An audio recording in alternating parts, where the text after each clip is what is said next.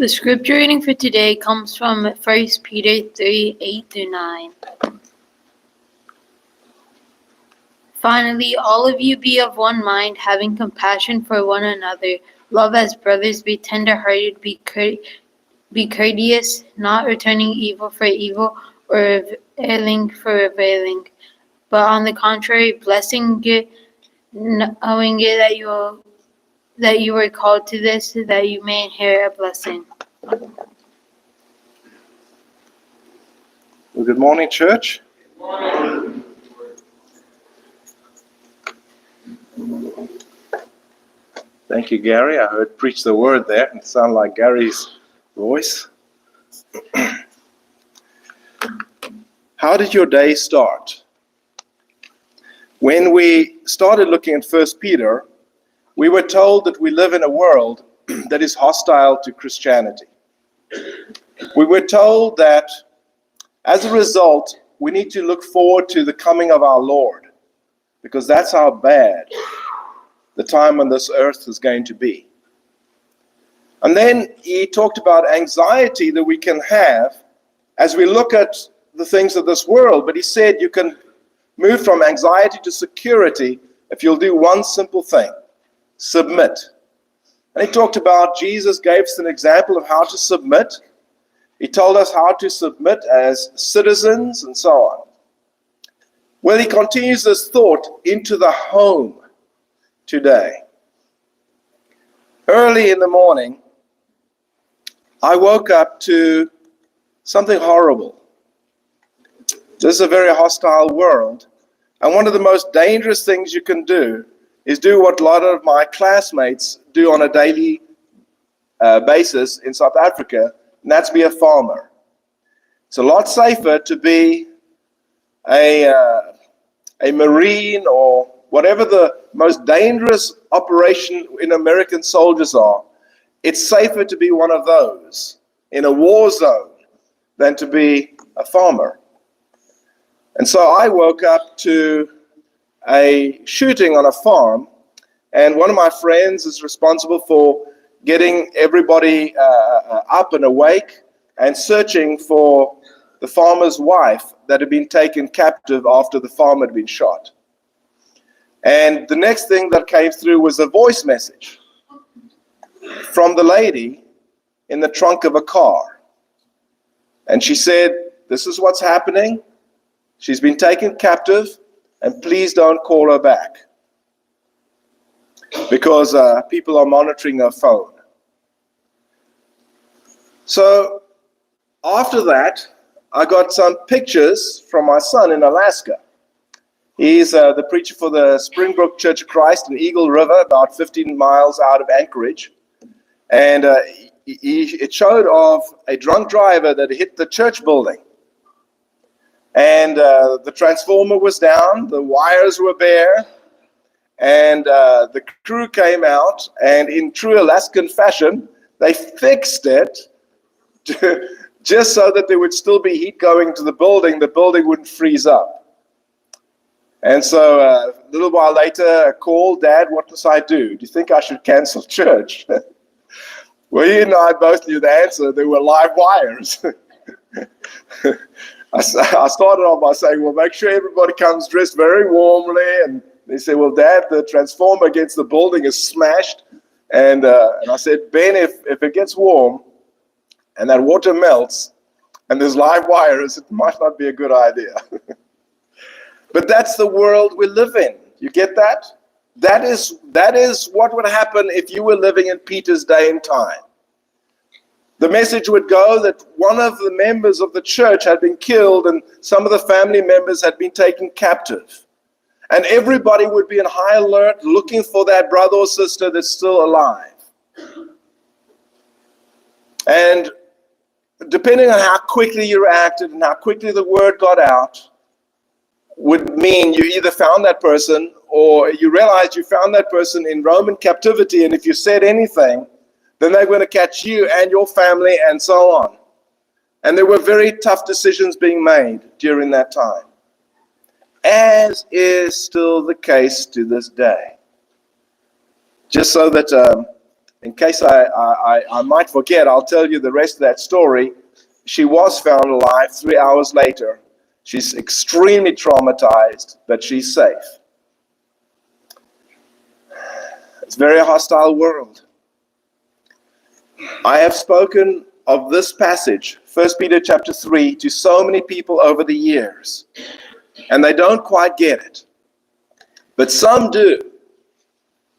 I don't know if you realize when Jesse got up that you witnessed a miracle with the singing today. I don't know if you realize when Art got up and led us a prayer, you were witnessing a miracle. When Robert got up and led the table, you were witnessing a miracle. You were witnessing heaven opening up. The heavenly kingdom, the part of the church that's in the heavenly kingdom, opening up. The songs from the earthly part of the kingdom ascending. And as the voices went up towards heaven, something beautiful started to happen. The sopranos led the lead with voices that soared high. The altars came in and they gave us the harmony. The tenors came in and they gave us strength, and the basses were there to form a foundation, and all of that, together with babies crying possibly, and people singing in falsetto like me, and other people making a joyful noise and a joyful attempt. Everything was not heard other than perfectly beautiful and a complete miracle as heaven opened up and as our song harmoniously joined heaven.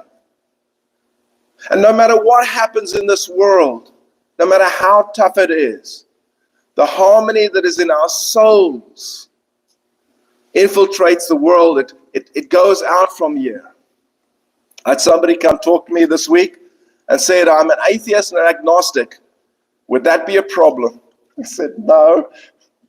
And I can't tell you how much I'm waiting for 2, 3 weeks or 4 weeks, maybe in this case, that she'll take her camera out and she'll be taking pictures of the Bible on the 65-inch screen TV in my office.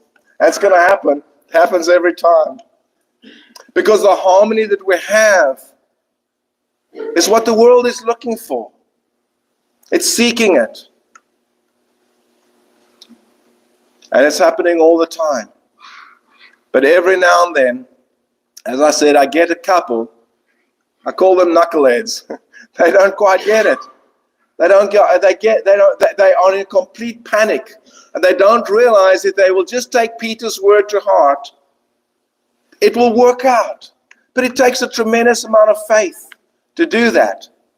It takes a tremendous amount of faith for women when they are afraid that their marriage might be failing, to sit back and with actions instead of arguing, to let the will of the Lord be seen through their actions. Because you see, women are more prone with auditory, with listening. And they believe that when things are going wrong, the solution is for their husbands to hear something. Husbands are more visual. So what we hear is nagging. I think Solomon called it a dripping tap. And it's ongoing, and it's relentless. And I tell some wives, I say, listen, if you don't stop, you're going to lose him. And they will become hysterical, going from one room to the next, chasing that poor guy. And he's screaming inside of himself, just as they are thinking that's the solution. So look carefully at what Peter says. It's not an optional extra. It's not a suggestion. It actually works. From there, we will look at how we're going to see from the husband's point of view, verse 7, how the husband needs to seek first to understand before he seeks to be understood. And then we'll look at what we all can do from verses 8 through 12 as we learn how blessings will break down barriers. And so the outline that I'm using is not the one that you would have picked up, not even the one in the newsletter. So it's a different one. I changed halfway through the week. So how does God's pattern for relationships create heaven's music on earth? First of all, silent strength speaks louder than shouting. Or if you just want to make it simple, actions speak louder than arguing. Also, if you want to give it a real simple title to remember, this is a bulletproof blueprint for a marriage. This works. All right, let's look at 1 Peter chapter 3, verses 1 through 6. And the first thing you're going to notice is the word likewise. Well, I thought he started something different. I thought he's talking to the wives and then to the husbands. No, he's been talking about the same thing. If you look in the middle there, submit. Christ, citizens, and servants. That's what he's been talking about. He's been talking about submission, submission, submission. If you want to know Paul's rendering of this, it's Ephesians chapter 4, starting from verse 21, submit to one another. Husbands, submit to your husbands as to the Lord. Picks it up with children in chapter 6, verse 1. Children, submit to your parents as to the Lord. If you want to pick it up with slaves, you might have a bad master, which is what we ended with last week. You might have a good master, you might have a bad one. Submit to him, chapter 6, verse 6, as to the Lord. This is just Peter's version of that same thing. This works. Likewise, wives, be subject to your own husbands, so that even if they do not obey the word, we're talking about someone here who might not be a Christian. Wives, how do you win your husbands if they're not Christians? I'm going to challenge you here. I don't want to give you an answer. Look at that verse. What is the positive thing it tells you to do, and what's the negative thing it tells you not to do? Maybe you can see it. Maybe it'll be easier for you if the penny drops in your mind to see what he's saying. First of all, let's talk about what he's not saying. Is he saying, wives, nag your husbands? It's not going to work. It's not going to work. It's gonna make things a lot worse. It's like pouring gasoline on a fire. It just is not a good idea. Maybe I can give you a story to bring this a little bit closer. I would visit this man a lot of times. First of all, I started visiting when his wife still had Alzheimer's, and she was getting really near the end. He was such a nice guy. And she would sit there and she would spot a little thing over there far away, and he'd have to go pick it up, And they had this beautiful relationship, beautiful melody that was soaring high between the two of them, even the last days. Eventually she passed, and then he would start to talk about what she had meant to him. And she said, I'm a Christian today because of my wife. He said, I would sit at home for many years, and I'd read the newspaper on Sunday and have my coffee. My wife would get up, get the kids ready, and they'd go to the Church of Christ in Hooker, Oklahoma. And I would just sit there. A few years later, several years later, the kids are almost grown. She comes with the kids ready to go to church, like she always has, and he's dressed. He's got his Bible. She doesn't say a word. He gets in the car with them. Off they go to church. 5 years later, he's a deacon. Another 5 years later, he's an elder. And he served as an elder in the Lord's church for 20 years. You know why? Not because this woman wasn't very picky. I saw her. She would point out, that's wrong, this wrong, whatever. But she learned on this specific topic that her example, her action, will speak louder than words. Communication is 80% nonverbal. So I don't want you to think she's not communicating. She's communicating volumes by her actions, but she's communicating a language the guy can understand. And so let's look carefully here. What are you not to do and what are you to do? So that even if some do not obey the word, they may be won without what? You get it? Without a word. Okay, that's the negative. Now here comes the positive. By what? By the example. The only reason I'm stretching it out is because I've sat in so many sessions where people just don't get it. They just don't get it. And then when they don't get it, then I go into what I call psychobabble. I say, listen, this is what you need to keep out of a marriage.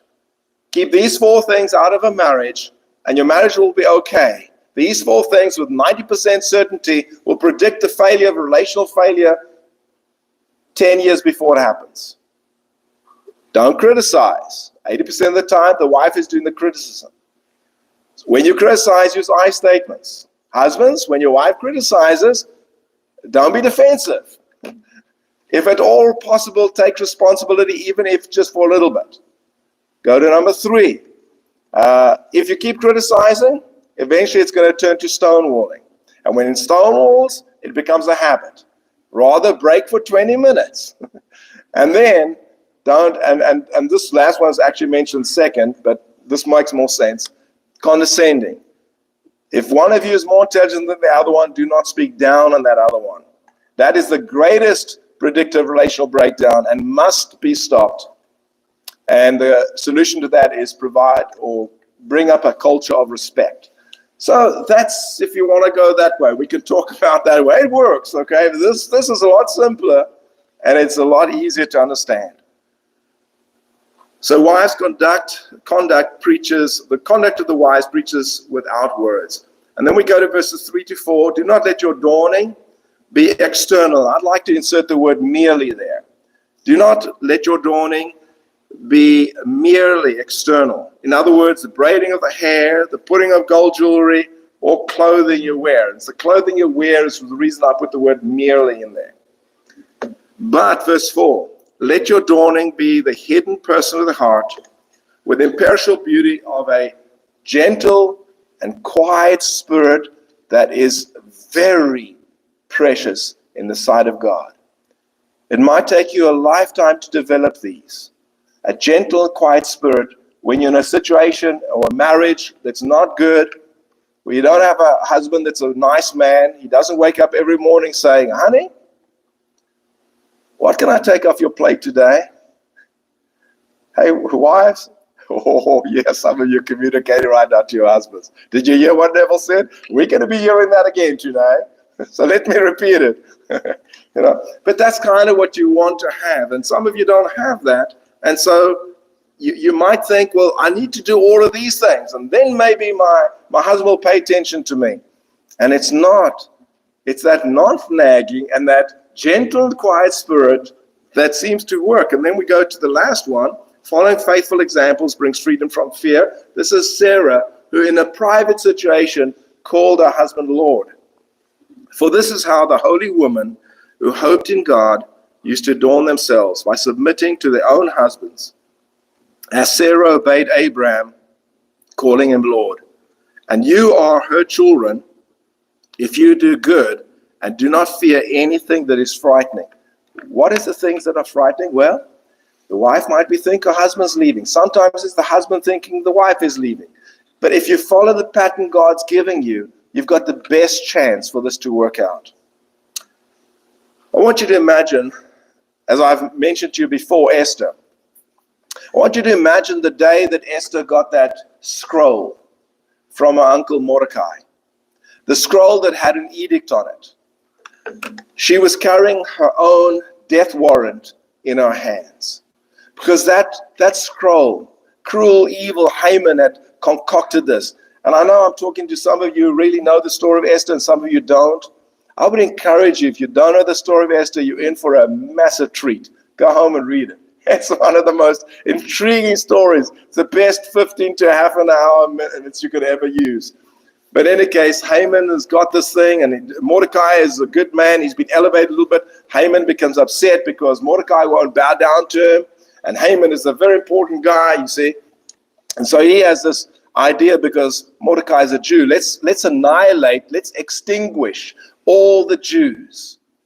No one knows that the queen that took Queen Vashti's place by a beauty competition is actually a Jewess. She's actually from Jewish descent. She's Jewish. She's a part of the nation of Israel.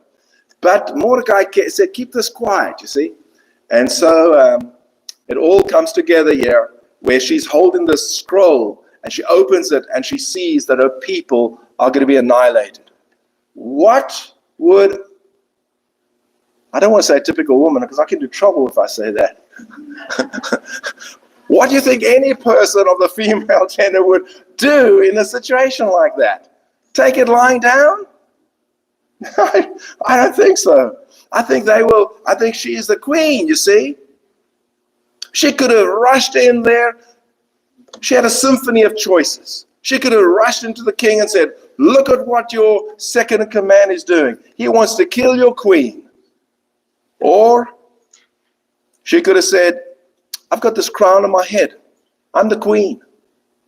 I can keep quiet. I'm in the house of privilege. Nobody will know who I really am. She could have done that. But instead, with quiet, absolute steel strength, she turns it over to God. And she says, round about chapter 4, verse 8, if I perish, I perish. Mordecai said to her uncle, listen, it could be that you were born for a time such as this. God's going to get his will done. God's not going to let his people die. But you and your household might die from this. That doesn't say might, it says will. You need to do the right thing. If she goes to the king right now, she will be killed. And she makes that clear. She hadn't been with the king for a while. So she wasn't like in his good graces or where she would find it easy to talk. But that's kind of what I want you to see. And Sarah is the same way. We'll end the lesson with Sarah in a little while. But there is a way. There is always a third option if you'll think about it. And it's not doing what your heart that is in absolute panic is wanting to do. It's doing what the Word of God says. Let's turn, and by the way, yes, I'm talking to husbands and wives here, but this is all relationships. If you're in an employer-employee relationship, if you're with the government, if you are just with good friends, any relationship you're in, there's a way to succeed that has got nothing to do with nagging and hysterics and things like that. But let's get to the other side, the side that has the power. There's always the dominant and the submissive parts of a relationship. Let's go to the dominant one. What is the husband's called to do? How is the husband to seek to live gracefully? How are the husbands to seek to understand first before seeking to be understood? In verse 7 it says, likewise, husbands, live with your wives in an understanding way. Husbands, you need to learn to understand your wives. You need to learn to figure out where they're coming from. And so understanding requires careful attention.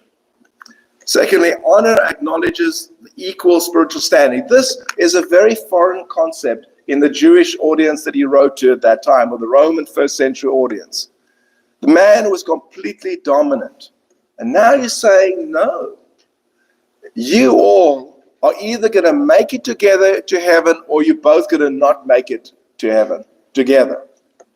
You are co-heirs, joint heirs of the grace of life. Have you ever thought about that? I mean, really thought about that? It would do you a great favor, husbands, to treat your wives very kindly, showing honor. What is that? Doesn't that mean respect, right? Respecting. Show honor to the woman as the weaker vessel, since they are heirs with you in the grace of life. It actually says that. And then finally, disregard disrupts our connection with God. Disregard this, and we like to say your prayers would not go through the ceiling, so that your prayers may not be hindered.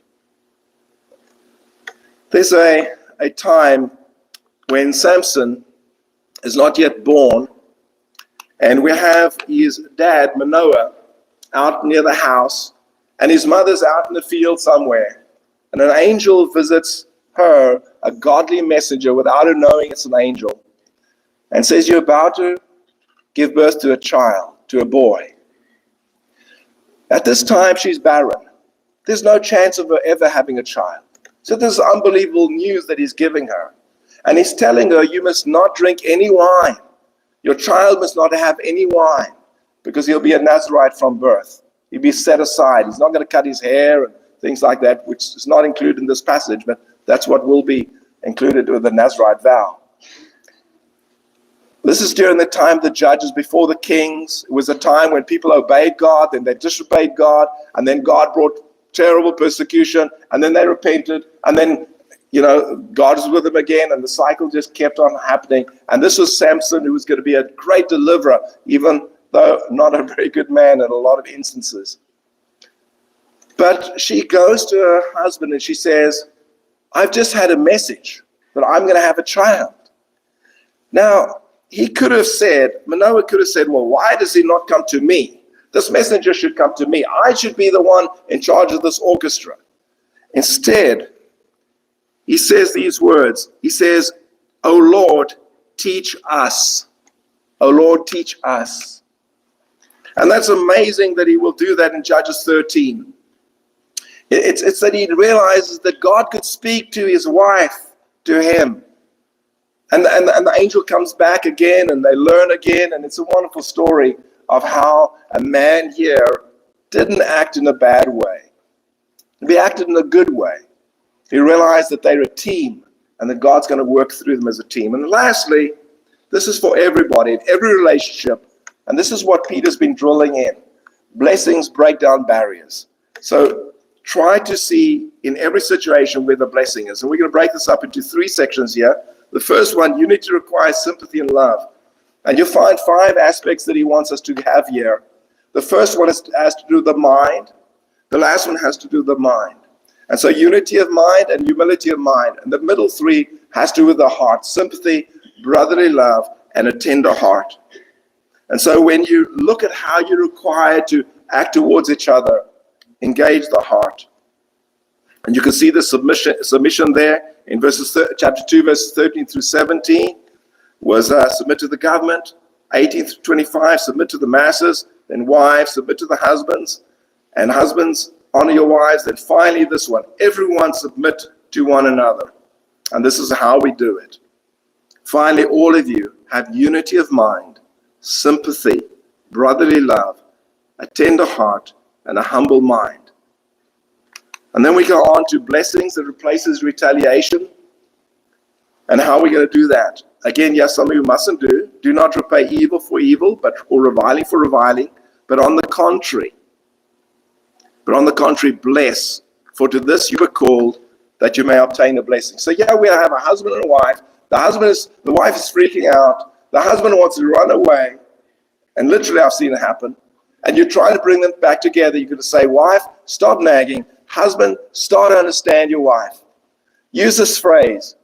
If I understood you correctly, you said. And then listen. And then maybe you didn't hear correctly. She'll tell you, no, that's not what I meant. Maybe the second or third time, you'll be in agreement. What will you be in? Unity of mind. And unity of mind is going to include a humble mind, where you're going to say, please forgive me. And now you're saying, how can I bless my wife? What is the best thing I can do? I know what I shouldn't do.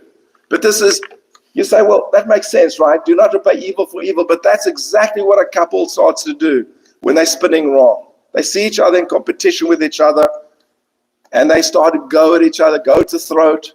As the relationship doesn't work out, the first thing they say, well, it was a waste. That person wasn't good to begin with, and they just see all the negative. And it's just a very bad spin. Instead, he says, bless, rather bless, that you may obtain a blessing. And there's a reason why we should take these words, and this is it over here. Because God at the end, you'll see right there at the bottom, but the face of the Lord is against those who do evil. You would do very well to pay attention to these words if you want to have a harmonious marriage. And so we're busy with the last point over here. Sorry, where's the laser? There it is. Peace demands active, which is going to be this over here. Peace demands active pursuit, verses 10 through 11. For whoever desires to love life and see good days, let him keep his tongue from evil. Remember, we started off with that in chapter 2, right in the beginning. We should not have malice, deceit, hypocrisy, envy, or slander. And then he went on to the things of the heart. So whoever desires to love life and see good days, let him keep his tongue from evil and his lips from speaking deceit. And then, your whole being, let him turn away, that's repentance, from evil and do good. Let him seek peace and pursue it. Tell me about that sentence. Seek peace and pursue it. Is that going to happen automatically? Look carefully at what he's telling you to do. Will peace happen actively, automatically? Or do you have to actively search it? You have to go and seek it. You have to not do what you want to do, what you instinctively want to do. Husbands, instinctively, you want to withdraw from your wives. You want to be defensive. You want to stonewall. You want to maybe move out and go to a different place. Don't do that. That's not the solution. Seek to understand. And wives, if you can, stop. Stop. I had a situation where the husband eventually moved out. And I was just working with a wife after that. And she said, it's going really well, And then eventually I said, would you mind if your husband came back to one of these sessions? He came back. No, she's not stopped nagging.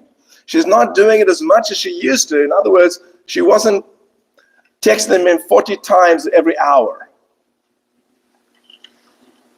And when you're freaking out, you're freaking out. You understand?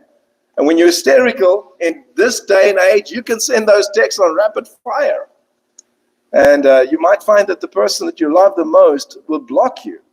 So all of these things comes together over here with a very simple statement. Seek to bless. Blessings break down barriers. For the eyes of the Lord are on the righteous, his eyes and his ears. That's what we've been talking about. What the wife wants to hear, what the husband wants to see. For the eyes of the Lord are on the righteous, and his ears are open to their prayers. Otherwise, your prayers won't even go through the ceiling. Remember, it's all tied together. We don't have time to just go very slowly through it, but I hope you can see. I hope you can see like a Jesse that leads this beautiful song with 4-part harmony, and it just all comes, it all blends together in something beautiful. But the face of the Lord is against those who do evil. So very simply put, stop arguing. Show action. Husbands, seek to understand before you are understood. Bless each other. It breaks down barriers for every relationship you're in. One of the people that we really don't use much in illustrations is Manoah. David promised Jonathan that he would take care of his children, of his lineage. The only child that survived was Manoah. He was 5 years old when his dad, Jonathan, and his granddad, Saul, died. His nurse took him and she ran, and in her haste, she dropped him, and both of his feet were broken, and he was crippled for life. That part we do hear a little bit about, but we don't hear the other part. We hear the part where David blesses him and all that, but he has a servant called Ziba. And his servant lies to David about him. And David hears this and doesn't completely restore everything to Manoah as he should. Instead, he says, Ziba, who has been a bit of a snake in the grass, he can get half of everything that was Manoah's, and Manoah got everything that was Saul's. So it was a lot of land, a lot of wealth. And Manoah, you can get the other half. I don't know why David made that decision, but I really love what Manoah said. Let him take it all, since my Lord the King has come home safely home. No bitter accusations, no getting all upset over it. Just a resignation to say, it doesn't make sense, but I'm going to do what the Lord wants me to do.